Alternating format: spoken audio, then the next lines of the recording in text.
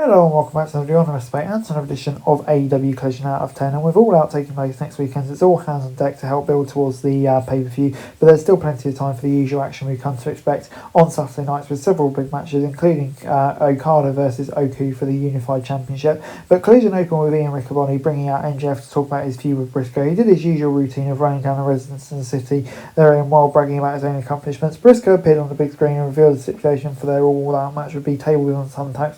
The Chicken City had a wedding present for MJF, but surprised him by tackling from behind, revealing the video of him was pre-recorded. He dumped out some tacks on the mat, but MJF managed to escape before being hit with a J Driller. The segment was short and sweet, it didn't overstay its welcome, and did what it needed to do in under 10 minutes. So yeah, a pretty decent start to the show. As we moved on to our first match, Takeshita versus Anthony Bowens, but before that, Strong, O'Reilly and Hologram had a quick backstage message as we went to the ring for Takeshita's entrance. This was the five tall players' biggest opportunity as a singles competitor since the Acclaim broke up, but he didn't have Billy Gunn for support. They wasted no time getting right to the action. Takeshita scored the first takedown with a shoulder tackle within seconds, but he didn't keep Bowens down for long. Bowens may have given out some size, but didn't feel like it was an unfair fight. We returned for a break to see them trading shots in the middle of the ring. The pride of wrestling hit the Molly Whoop, but it was sent Takeshita out the ring. After Bowens brought him back, Big Takeshita countered another Molly Whoop pin and hit his finisher for the win. It was a good match. It could have been a great match had it gone on for a few minutes. It just felt like they were heating up when it ended. So yeah, I'll give it a 6 out of 10.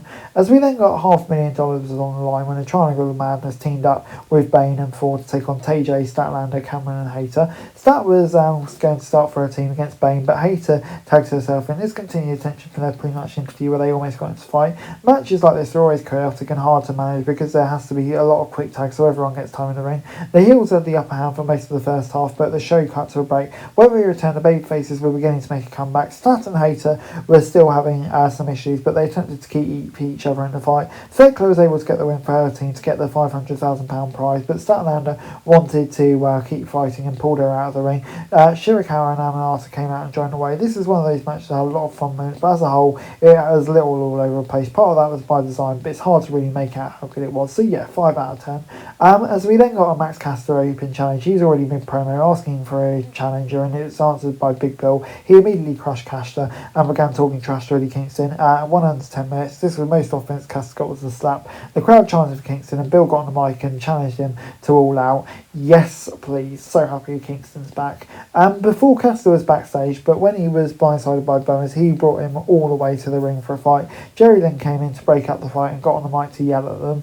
Lee Johnson and Blake Christian came out, accused Lynn of trying to take Billy Gunn's place as their manager. They said he should not be trying to focus on them, not the Acclaimed. They got in the ring and attacked Lynn and Caster. Bowens looked conflicted, but eventually ran back to make the save. Once they'd driven Lee off Lee and Christian, Bowens and Caster made it clear they weren't friends again. It was an interesting direction to take. It could help Bowens as a babyface or return for Caster, but not this way. Lynn's an intriguing addition to the story, but yeah, looks like a reunion's on the card. As we then got a rematch between FDR against Priest and Bennington. Harwood started against Bennington but tagged out after being taken off his feet one time. Wheeler fared a bit better, but Bennington still kept him on his toes. This was much different from their first encounter. Priest and Bennington still felt like underdogs, but not as much as having such good showing in their previous encounter. We returned from a break to see Priest going on a rampage against both members, but Wheeler lay bridged him out of the ring to stop his momentum. All 4 guys worked stiff, but this was fun and hard hitting. Bennington and Priest looked even better than they did in their first bout, but it still didn't feel like as much of a chance of FDR being involved in the bigger storyline with Christian and Cope. This is an outstanding performance for everyone involved, but when it all was over, FTR got the victory with Spike Power Driver. But yeah, this gets an 8 out of 10 for me. I absolutely love this, and hopefully we kind of see more of Priest and Bennington, because they've shown in these few matches they definitely deserve it.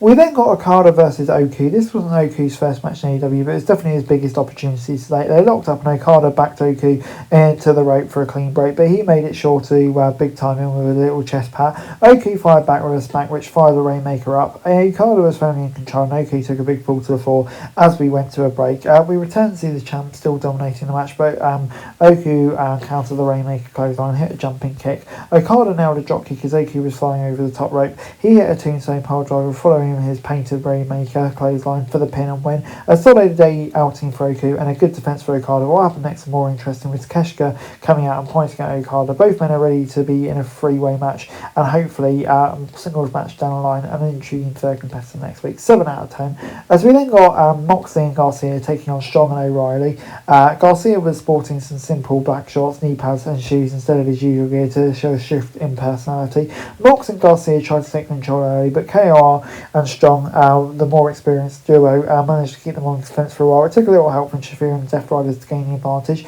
Once they had the upper hand, they started hurting their opponents. The Barragan didn't go down without a fight, but you could tell how long this would end before it was over. A strong performance from all four. The Undisputed put them in the ring with anyone to get a good match. So pairing them with Mox and Garcia was guaranteed to lead something good. O'Reilly almost hit the women arm roll, but Garcia counter-applied the Dragon Tamer for the submission win. Yeah, 7 out of 10. I think it's going to be a really intriguing story with Mox and Garcia together. I think this is definitely a good start. 7 out of 10.